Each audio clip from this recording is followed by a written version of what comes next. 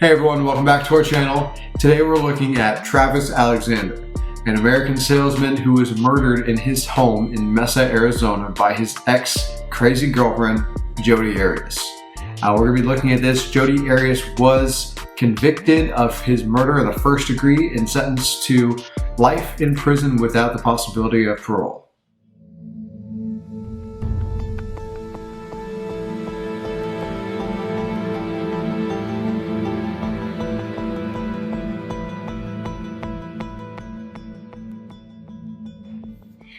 Travis Alexander was born July 28, 1977, and he grew up in Riverside, California with 7 kids. Unfortunately, his parents were not the greatest. They were both addicted to crystal meth pretty hardcore, and they left them in the house, very little food to eat, so he was not raised in a good household. Fortunately, his grandmother rescued him and his 6 other siblings and brought them to live with her. She did introduce them to the Mormon religion at this time. So that being said, Travis was a very devout Mormon. He says that this and his grandmother saved his life. He raised himself out of the darkness and landed a prestigious job at Prepaid Legal Incorporated, which is a company that provides legal services to those who cannot afford it, kind of helps them out. So naturally, the next person to discuss in this story is Jodi Arias. She was born July 9th, 1980 in Salinas, California. She, unlike Travis, had a very good upbringing. She had 2 parents that loved her and brothers and sisters that did the same. At a very young age, she was interested in photography. She did even drop out of high school to pursue this career choice. She dropped out and ended up working at Denny's as a server and doing photography on the side. At one of these serving jobs, she met her future boyfriend, Daryl Brewer, who was 21 years her senior. They were very serious for about 4 years, but Jodi, the age difference just wasn't working for her. They did buy a home in Palm Desert together. Although this relationship lasted 4 years, it ended abruptly after she met Travis Alexander. So in 2006, Jodi did get a job at Prepaid Legal, the same company that Travis worked for, and the two were lucky enough to bump into each other at a Las Vegas convention. Or not lucky.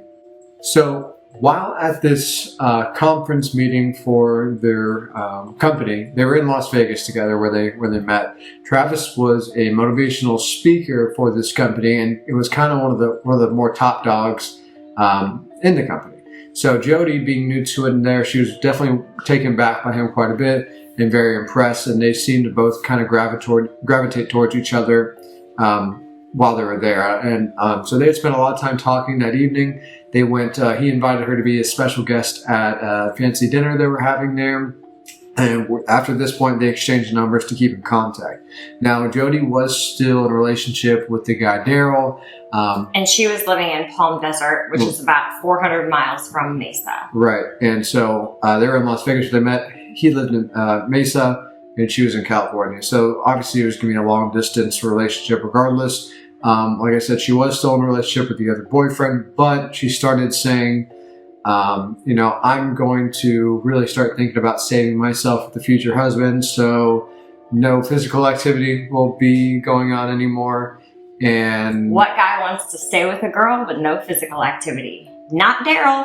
And so at being 40 years old and already gone through a divorce, he didn't want to settle down again, so I think he packed up his stuff and was like, never mind about this. He was actually wanting to be closer to his son, and his ex-wife was moving away. That's true. So he obviously thought that his son was more important than Jodi. But Jodi took this opportunity to fully pursue Travis at this point, and they were in communication daily. They exchanged like 82,000 emails is That's what ridiculous. The document showed. So along with saving herself from marriage, Jodi also wanted the perfect body for her husband. So thank you to Daryl, he got her a boob job. So supposedly he only paid $300 for her boobs. I wonder what quality boobs you get for $300. Hacky sacks. Okay, so it was evident that this Jodi saving herself for marriage, and it was a facade. Okay, very, very early in their relationship, they began a very, very heated sexual relationship. It's very, very soon after their trip to Las Vegas. Travis was devout Mormon. He abstained from like coffee, alcohol. I mean, how can you abstain from coffee? Alcohol, and supposedly sex. But there was something about Jodi Arias that The way she smelled. that got Travis. It probably was that the guy never had sex before. It's his first sexual encounter. And she's kind of a freak. So you either like that or you don't. And he obviously liked it because he couldn't get enough of it. Yep. So some would say that this attraction was very addictive for Travis, a magnetic attraction for both of them. Jodi did live in California and Travis lived in Mesa. So like we said earlier, they had to do this long distance relationship. Jodi did visit him frequently and she claims that he never came to see her. But I mean, this girl was, you'll see, borderline crazy. She would work her 8 hours at work and then drive 5 hours to see him just to make sure he wasn't shacking up with someone else. She's pretty much the stage 5 clinger boss level that you play at the end of the episode. And I feel like she collected his toenails. Ew, that's creepy. Okay, so along with all this, Jodi thought, what better way to impress Travis and to kind of plant that wife seed in there than to become a Mormon herself? Because, you know, they're living under the laws of Mormonism and all their rules already. So some say that they think that Jodi did this as a manipulation tactic. Duh. So he baptized her, all this stuff. So she was essentially trying to be the perfect woman for him and plant herself in his life. I mean, she would show up at all hours. Relationship only lasted 4 to 5 months, but in her testimony in court, it makes it seem like they had years and years. Like, she was so insanely obsessed with him. It was crazy. But they did a lot of stuff together over that time. They did, like, traveled a lot. Trips. They had like a book where they wanted like destination sites, like a bucket list that they crossed off together. So they did quite a bit of things. And she had a lot of memories. And I understand when you make memories with people, it kind of draws them closer to your heart. But I mean, this relationship went from like love to obsession and like being so possessive. Like, she would go through his emails, through his Facebook, look through his phone, and that's where their problems began. Because Travis, although he was not sleeping with other women, was still conversing with them. And Jodi would get upset even if you looked in another direction as a female. So he had a lot of Mormon friends. They were both sex. They were male and female. And he was very, very involved in his church. So he had a lot of activities to go to. And Jodi didn't want any of that. She wanted him to be with her, and that was it. It was shortly after that Travis baptized her that they kind of announced that they were not just talking, they were really more in a relationship together. And after this point, when she was around more frequently, Travis's friends started really saying, hey, you know, something's off about her. She's really a super attentive, extreme PDA, super affectionate all the time, over the top in front of people, stuff that you wouldn't do unless you're behind closed doors. And, you know, one of them even made a joke saying, you know, I'm scared we're going to find you chopped up in her freezer one day. And I mean, little do they know. And I mean, it's just insane that his friends caught on. So, I mean, even 4 to 5 months, not long to know someone, they caught on that fast. And, you know, first he just kind of was like, not really. No, I think she's great. But he soon started catching on to different things. In late March, April area of 2008, they started to eventually call it quits. Travis kind of had enough. They got into some big fight. They started having issues. And, you know, Travis said it'd be better if they were separate. Jodi did not like that, but ended up going back to California from staying with him. However, that didn't last. So normally when you break up with people, you separate yourselves, your social, selves, whatever. You don't hang out with the same people anymore. Not Jodi Arias. She picked up all her crap from California and moved to Mesa. Just to, 5 minutes away from him. Just to stay away. Like, that makes any sense. So, but they still had like the occasional booty call. I mean, again, Travis was trying to pursue other women inside of the Mormon faith, but none of them were having sex. Yeah. None of them were putting out, so. Jodi still was, and she's crazy, so Travis knew that, and he did exploit that, which obviously is wrong, especially if you're trying to pursue someone you're trying to find as a wife. Right. You shouldn't be doing that. Well, and you're screwing with a crazy girl's head by, even though you're telling her one thing, you're doing another. And actions speak louder than words, homie. So they were exchanging phone calls and texts and emails. They even went as far, or he hired her as a maid to clean his house, and she started just coming and going as she pleased. Going through the doggy door. Yeah, she was going through the garage quite a bit, and then like when that wasn't working, she literally crawled through the dog door. Yeah, he had a little pug named Napoleon. He was really cute. I saw some pictures. Pugs aren't cute. Moving on. All dogs are cute. Not pugs. Anyway. So, they wouldn't go as far as to have phone sex, very explicit phone sex. And this is a very sexually explicit case. And when the stuff came out in trial, everyone in the courtroom heard it. And why did they hear it? Because Jodi recorded it without him knowing. So this back and forth, on again, off again thing kind of carried on for a little while. Until it got to the point where it was starting to be pretty crazy. I mean, more than normal crazy with Jodi, extreme crazy Jodi, where she was sending threatening emails to Travis and to the girls that he was talking to. She was stalking them, taking pictures, showing up, like I said, his randomly. Tires got split. She slashed his tires twice. He would come home and she would just be inside his house, and he just got insanely overwhelming. So they had other fights, another little here and there, and finally Travis was able to convince her to move back to California. So she picked up all her crap from Mesa, went back to California, and she moved in with her grandparents, which she ended up staying with for really what would be considered the rest of her free adult life.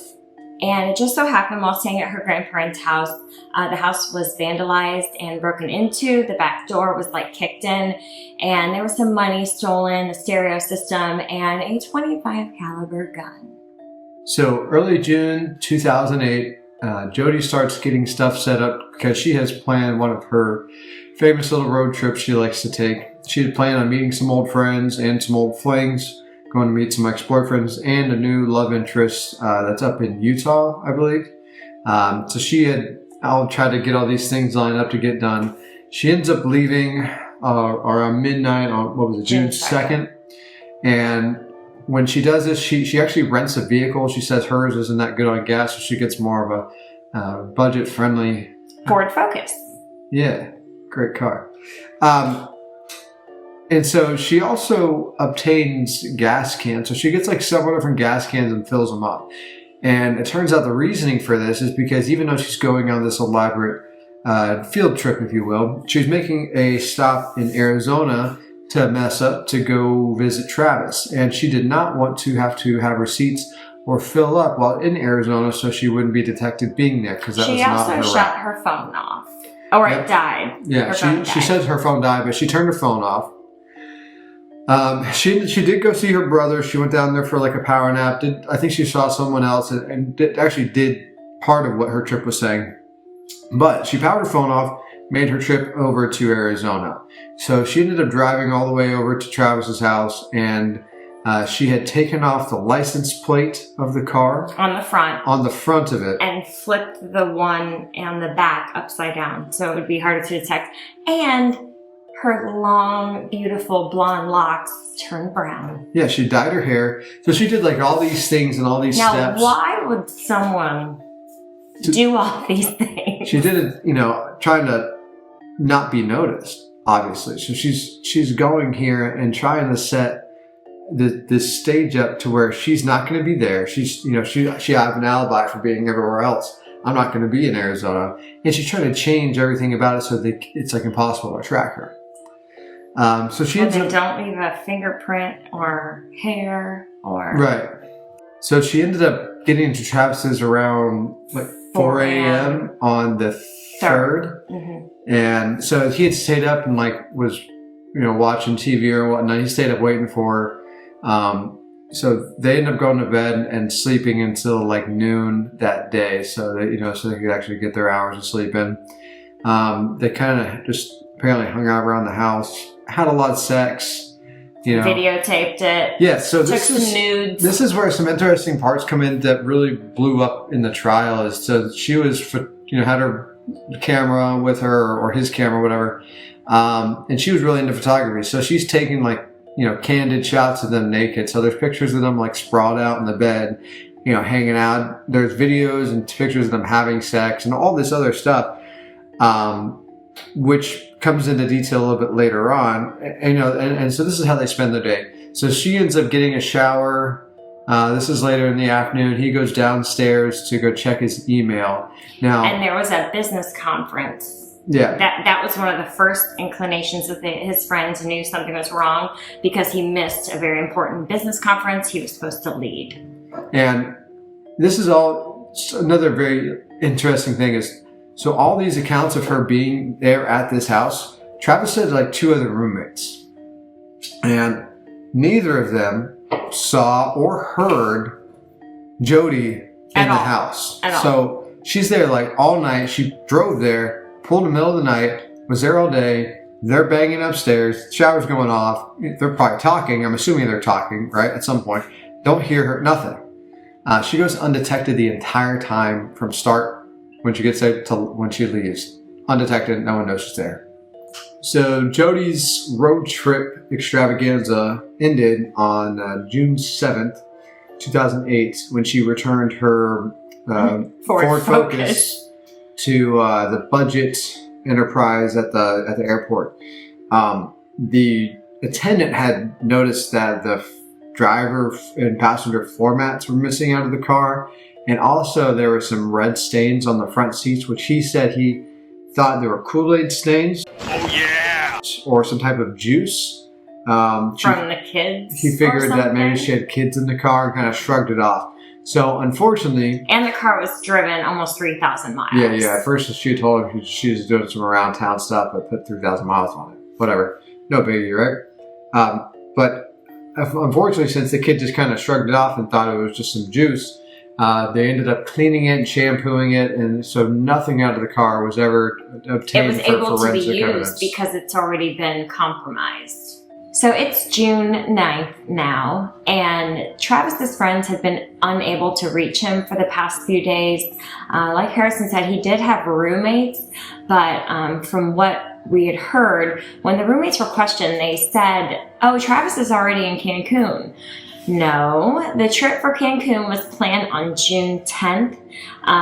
He had already had a group of friends that were there, and Travis was supposed to be leaving to go on this trip on the 10th with his friend Mimi. And it was they were unable to reach him, so they decided to go over to the house. And they talked to the roommate. The roommate unlocked the door to where Travis stayed. And this is a 4,000 square foot home. So it's very large. And the roommate said that, his house or part was like on the other wing of the house.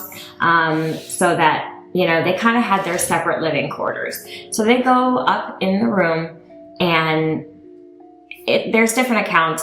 They said that there was smell of decomposition, like really foul odor, but they thought that smell was just dishes in the sink. Okay, I don't know what kind of dishes smell like rotting flesh, but they go into the room, and right off the bat, it's very evident that murder or something very vicious happened here. There's blood everywhere. Like a big puddle of blood right into the entrance of the hallway to his master bedroom or bathroom. Yeah, that's where they think that so they go in, there's blood everywhere, there's just all over the walls, all over the floor, and they find Travis laying in the bottom of his shower. It's a stand-up shower, and he's laying there, and the investigators said that it had been obviously he died on June 4th. We'll talk about that later. But his skin was like purple and bloated. So it was really hard to kind of get evidence as far as his body was. But it was a massacre in there. It was terrible. They didn't even know, since there was so much blood, that he had actually also been shot in the head. So he was viciously attacked, stabbed in the front and the back, in the head, shot, and then his throat was slit. So they said like 27 to 29 times. And if you're trying to kill somebody, I think one death shot in the chest would do it. Like, if you're gonna hack up somebody 29 times, like, you are pissed off at them. It was definitely like a killing out of passion. For sure. And they had said that the slit on his neck was it was ear to ear. And almost decapitated him. Yeah, completely decapitated. So, and that was not the first blow. So to think that, now the accounts were like, all of that. The accounts were like he got shot in the head. No. He got stabbed first. Okay. Then shot, and then there's different. I mean, more. The only person that knows is the killer, but they said from evidence that they were able to collect, it appeared that the shot was post-mortem in his head. So he was already dead. And the neck wound, obviously your neck's very vascular. It's going to be very bloody. And that's what that big giant red spot was entering in the room. So when doing some of the research and like different investigation stuff on the articles and things we read or watched, there's a few theories floating around about how everything went down, but also who was all involved. And by saying that is Jodi was like 110 pounds. She's a small thing. And Travis was upwards of like 200. And so they were saying he was murdered, and the initial blow and all that stuff was outside on the carpet, which you can see evident of by the pictures of blood. That's a huge amount of blood. But then there's a long hallway, and then the bathroom. It's like an ensuite. And he was dead when they found him. His body was inside the shower. So he went from outside to inside. And he didn't walk. Yeah, he definitely didn't walk. Now they're saying originally like she dragged him in here, but some of the theories were he was carried because the blood. There's no streak marks on the floor from him being dragged. There's droplets like he was being carried, so the blood was actually dropping down. And we'll put a picture of that. You guys can see for yourselves that if someone was that bloody and that, you'd have streak smears on the floor from being dragged. Right, rather than they look like drops along like two people are carrying him. Also, the shower has a little lip, right? So you have to kind of walk up into it, like almost like a little step. Now, if there would have been a dead body dragged over that, she would have had to lift him over that, there would have been smear marks, and that's white. It would have been smear marks on the outside of the shower lip. And again, there was nothing. You can see from the investigation photos. It was absolutely clean. It was clean. Blood everywhere. Like clean. He was uplifted and then just set down inside the shower. So Jodi would not be able to. Okay, so I'm not 200 plus, right? There's no way I could pick you up. And there's no way she could pick me up and carry me that distance like that, especially while being bloody and slippery. And we're not saying Jodi didn't have anything to do with this. We're just saying some of the videos that we watched. There's other theories. It makes the roommates look a little questionable, especially after not noticing him being dead in the house, rotting for days at a time. Right, because as soon as the officers went in there, they said they could smell the body and the odor and everything right when they walked in the house. And like I said, they blamed it on dirty dishes in the sink, but there's a difference between dirty dishes and rotting flesh. Huge. And the roommate was there at the time, and he was also questioned on Nancy Grace. And this article we were reading said that this roommate that was there did laundry on June 4th. And he couldn't have done laundry on June 4th. And he said he didn't run into Jodi or Travis at all. He had no idea they were there. He thought Travis was gone, but he did laundry on this day, did some other errands. And they said that they saw him on June 5th when they were later questioned. What this article brought up is that at the time this roommate was questioned, there was not a timeline because they had not there was also a camera found in the washer. They didn't get the pictures off it. They didn't get the timestamp. None of that was it was all in evidence, but it wasn't looked into yet. So when those roommates were questioned, there was no timeline of, hey, we know this picture was taken here, but they all said they saw him a day after he died, which I don't know about you. If someone died on June 4th, you obviously would not see them walking around the house on June 5th. I think that they narrowed in on Jodi and were so stuck, it's her, that they really didn't give two shits about investigating anybody else. But as soon as that timeline did come to light, the roommate who had found the key and unlocked the door to Travis's room actually changed his story and, you know, told it because being they a different found day. out he was dead. Exactly. So they're like, oh crap, I can't just say on a random day. They know the timestamps based off of the photos that were found. And so there's some other theories and things to question there. Yeah, so that is just one of those, you know, sidebars. But a little side note. The cops came in, and like I said, this was a bloody massacre. They got Travis, and they're looking through the house. The bed sheets were off his bed. So the first thing they did was look in the washer. And in the washer with some clothes was a camera with the SD card. And the pictures had been erased, but obviously they're able to restore those. So they got those all, and the picture shows that it's time stamped, and it has pictures of Travis, just his back, his arms, the water, and then he has kind of this... Because she's taking these pictures while he's in the shower. Right. While after they had sex, he's showering, and she's snapping all these photos. And you know what? I'm looking at her photos, and she's not a good photographer. Maybe that's why she didn't go far. But one of the last pictures they have is Travis staring into the camera with this face. I don't even know how to explain. It looks like fear. Like, we're gonna put the picture up, but tell us what you think. He just looks scared. And then after that, whether she shot him, stabbed him, whatnot, Jodi was charged with murdering Travis. On July 9th, 2008, Jodi Arias was indicted for first-degree murder in Maricopa County, Arizona. During the time of her arrest, she did not retain an attorney, but she did speak to the investigators. I think it was like she did 4 sessions, and they were like 6 to 8 hours long. And there is some bizarre behavior. I'm going to try to get some of the videos. I'm sure you guys have all seen them. This is not news to you. She is flipping crazy. Should have at least done your makeup, Jodi. It's not fair. How many times was Travis stabbed? It might change my memory. She stands on her head. Most of that, some of that was with the detective present. A lot of it was right after he left the room and minutes before she was charged. Is this... She's singing. She's doing handstands. She's singing, "Oh, Holy Night." I'm like, a religious song after you just hacked your boyfriend up? What? Like, if you didn't think she was crazy beforehand, like you watch some of these, you're like, oh my God, where's a straitjacket? Like, yeah. It's insane. She'll sit there and then she just goes, and she starts nobody. laughing. Okay, anyway, so she's arrested.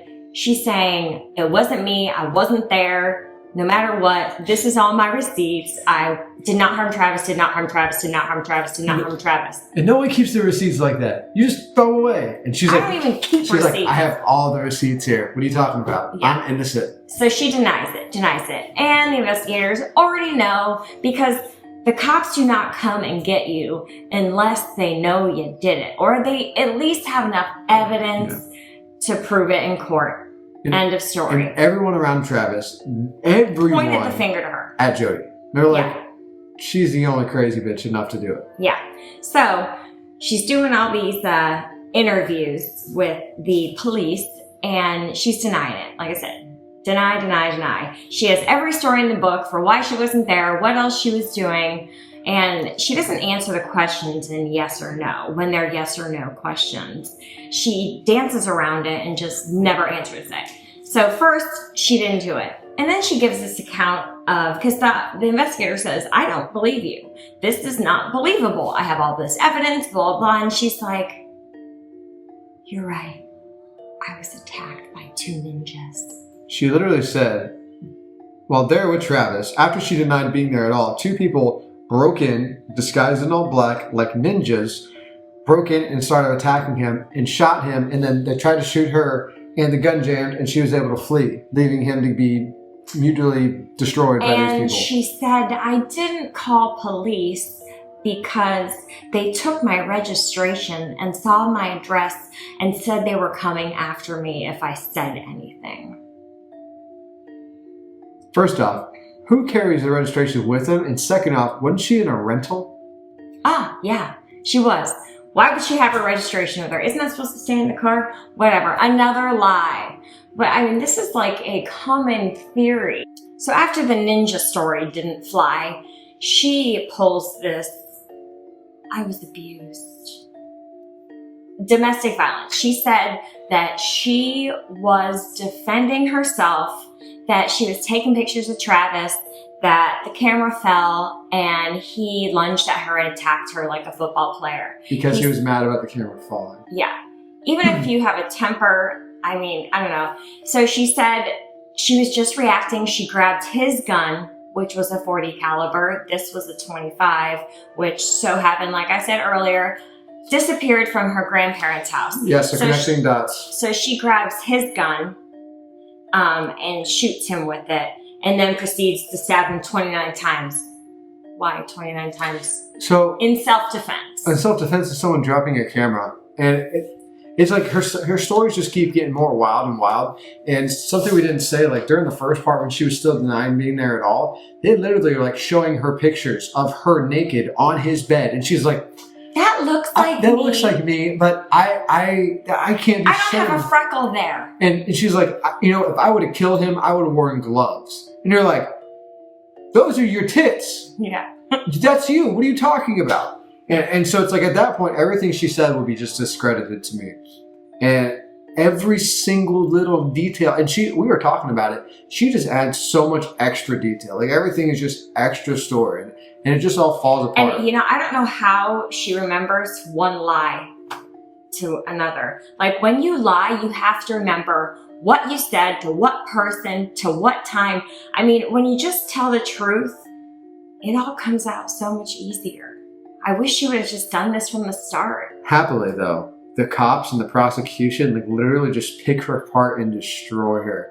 And it's just like, and they bring up like every little angle and avenue they can to like open up every single can of worms and pretty much expose every lie she said. And it's pretty great. They did a great job. Yeah. On January 2nd, 2013, open arguments began, and the prosecution attorney, Juan Martinez, who tore her apart on this, sought after the death penalty. And so we're looking on February 4th is when the trial really gets going, and Jodi takes the stand. And so she had a public defender. Obviously, she didn't have money. She owed lots and lots of people money. So she had a public defender. And if you watch any of the trial, he sits there like this. He's just as interested to see what she did as everyone else. He doesn't object. Just keep going. I mean, I don't think I heard him object more than 5 times in the whole thing. I'm just saying that. Nobody take that to heart. I'm sure he probably did. But in my opinion... And he also probably realizes what he was dealing with. I mean, They didn't have much to go off of either. They really didn't. She should have got Jose Baez. So she was like on stand for 18 days, right? And so, like I said, during this time, Juan Martinez, the prosecution just rips her a new one. Yo, like, I mean, most of the stuff you see is she is head down, face covered, crying because she's outright embarrassed. I mean, she's being ridiculed. Because everything that she has said up to this point has been a lie. Mm-hmm. And it's all coming to truth. And now they have all this evidence that's in your face. And, you know, you can't lie when And the so evidence is right there. they're going over text messages, they're going over emails, they're going over pictures and videos and phone calls, sexual, very, very sexual things. And all of this is being exploited to everyone in this courtroom. His 7 brothers and sisters, mother, father, Her family. parents. Yeah. Everyone's seeing this, and everyone's seeing the underside of Jodi. Yeah, but another thing that she also tried to throw out there was that Travis was a pedophile. That she walked in the room so hard. one time after taking a shower, and Travis was masturbating, and he went like this with what he was looking at. And she supposedly went over and was like, "What are you looking at?" And it was a picture of a little boy in his underwear, which I think is a load of bullshit. He's a devout Mormon. And I mean, yes, he had sex with you, but I think to say that he was a pedophile was a reach. It was very much of a reach. And I feel like when people get back into a corner, they start going for like the old faithful pull-out blame game, right? So you got, I was abused, I was beat. I guess you could say pedophile, rape. There's tons of different things. You gotta use all those things, yeah. And people do it all the time, and it's just way overused. So that's, yeah. So during the trial, like I said, they're pulling out all this other information, and she is just having to pretty much admit to all of this. And again, she has admitted to doing being responsible for the murder of Travis in self-defense. But they really kind of break that down too, to like, how would you stab someone? Yeah, how do you justify self-defense as like this is just way overkill? Mm-hmm. So during the trial, Jodi is very boisterous and very vocal with the media. She said numerous times that if I did this to Travis, I want the death penalty. She said loud and out there, she says, no jury will convict me because I'm innocent. And, I don't know how she says that with a straight face. I don't know what kind of world she's living in. And doesn't feel like have a conscience. Like, Travis has a family. Like, I understand it may have been a crime of passion. You may have gotten over your head. Something may have happened to really piss you off and you ended up killing him. Come clean and just, let the family know what happened and why you did it. And Travis may not have been the best guy, okay? And he was Mormon. He did take, the celibacy, vow or whatever, and he broke it. Like, you know what? But he doesn't deserve to Those die. kind of things happen, right? Like, people mess up and make mistakes. And he may have been even overly sexually aggressive towards her. I don't know. But also, it seems the way that she liked it, though. And she was reciprocant. Like, she was the same way back. So, I mean, like, that's like a really hard thing to juggle. But even still, like, that's a huge progression from that to just this slaughter that happened. Right. So she begged for the death penalty, and then obviously later recanted that statement and said, I don't want to hurt my family more. I don't want the death penalty. On May 15th, 2013, after only 15 hours of deliberation, the jury found Jodi Arias guilty of first-degree murder. So as the guilty verdict was read, Alexander's family obviously rejoiced in happiness, but there are cheers and woos and hoots and hollers from the people outside. Jodi was sentenced to life imprisonment without the possibility of parole and is housed in the Arizona State Prison Complex, the Lumley unit, in case you guys want to write her, something like that. No. As always, with a lot of our cases, there's so much other details that you can go into. We just try to cover the outer bases. There's actually quite a bit more detail that goes into her little road trip and the little, investigation portions on the murder scene itself. Of course, there's more information. We just like to pack it into a nice 30 to 40 minute. We try to highlight the important parts. So please, do not think this is the only part of the story. There's a lot more. Go ahead and investigate further. Do your own research. And also, if you have stuff to add to what we've said. Yes, we enjoy that. But we don't like it when people downgrade and are rude in their comments. So please keep your comments positive to us. Please. So there's a lot more stuff out there. Go investigate for yourself. If you have stuff to add that's maybe a little more detailed that we didn't cover, just because, again, we didn't go through all the time required for it, because you could easily take any of these cases that we've done and take them to 4 to 5 hours. You just could. So if you want to type it out and go into some details in the comments, please go right ahead. Yeah, and give us more information, and we do appreciate and that. And other viewers some more information as well. Right. So we do appreciate everyone watching. Thank you very much. And like and subscribe. Make sure you subscribe. Make sure you hit the subscribe button. And yeah, so follow us for some more. We'll be dropping some soon. And we thank you again for watching. Bye.